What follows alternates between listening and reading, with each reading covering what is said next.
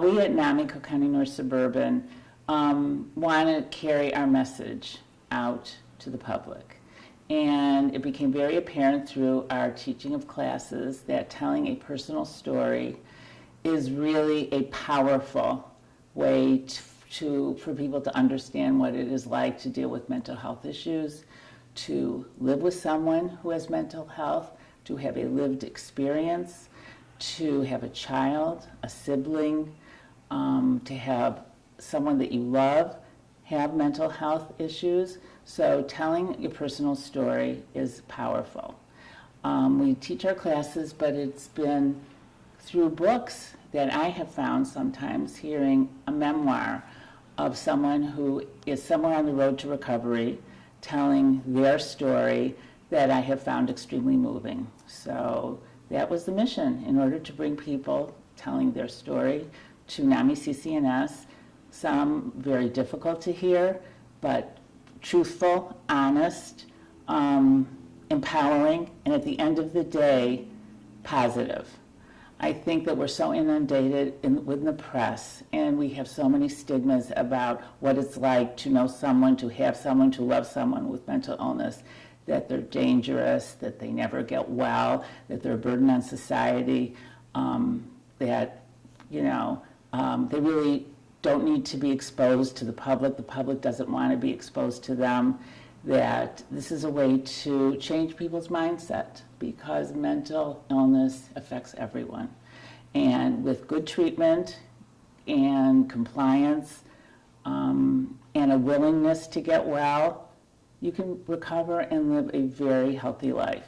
And everyone that we've had, we've been very fortunate. We've had 7 authors, and each one had a particular story of empowerment, resourceful way of dealing with their issues, and truly on the road to recovery in the best way that they know how. So that's really the message, is positivity that we wanted to use for NAMI Reads. That was the first.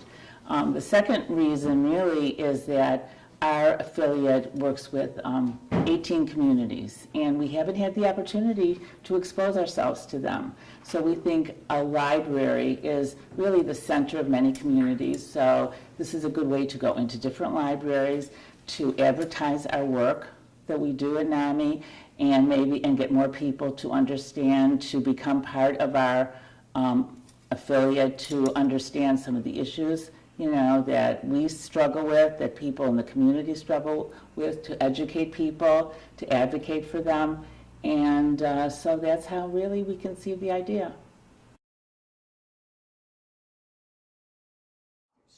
Through many different sources. It's been interesting. My 2 recent authors I met personally when I was at a NAMI convention in Washington, D.C., and I was blown away by their books. I scour, memoirs of people with mental health issues, and some of them, I can tell people about in my teaching, because I teach one of the classes here, but sometimes I'll find something that's really different, and I think that if I can get an author who's willing to come in, if we are lucky enough to have them say, yes, I will come and talk to your group, that's how we find them. That's how I found everyone.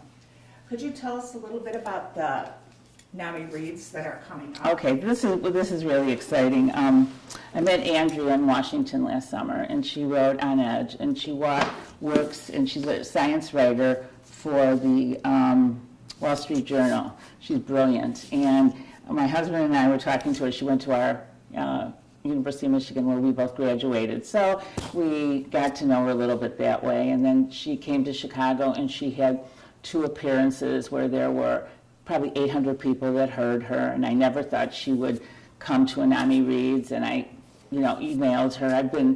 I follow her on Twitter, and I emailed her, and I said, Andrea, I have to be honest with you. I know you were here speaking to a very large group for a very large fee, but people that I care about at NAMI didn't have the opportunity to hear you. Would you consider coming? And she said yes, and she will be here probably in the springtime.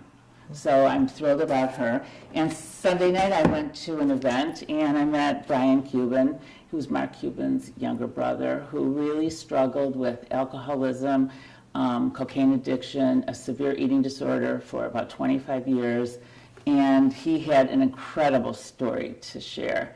And I walked up to him and I told him that I'm part of NAMI, and he said, oh, I know NAMI, I do NAMI Dallas. And I said, would you come and speak to us? And he said, yes. So these are our next two authors. So it's by luck, and people know our brand, and when you know what we do, they're willing to come and share their experiences with our people. So this is part of our NAMI family, and these are our next two authors. I'm thrilled that they're coming.